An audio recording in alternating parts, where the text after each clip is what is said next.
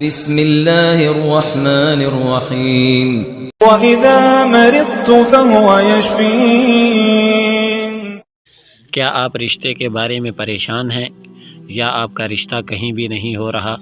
آپ تلاش کر کر کے رشتے تھک گئے ہیں، آپ کا دل کہیں پر بھی نہیں مان رہا، اور یا کوئی مناسب رشتہ نہیں نظر آ رہا، یا آپ اپنی اولاد کے بارے میں پریشان ہیں کہ ان کے لیے مناسب رشتہ نہیں مل رہا، تو اس وظیفے کو، اس عمل کو کریں تو انشاءاللہ اس عمل کی برکت سے چند ہی دنوں میں مناسب رشتہ مل جائے گا۔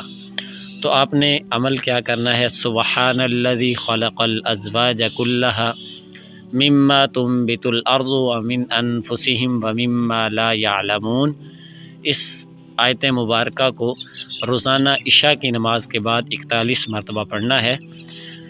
تو جب تک آپ کو مناسب رشتہ نہیں مل جاتا تو اس وقت تک آپ اس وظیفے کا ورد جاری رکھیں گے، تو انشاءاللہ چند ہی دنوں میں آپ کے لیے مناسب رشتہ مل جائے گا۔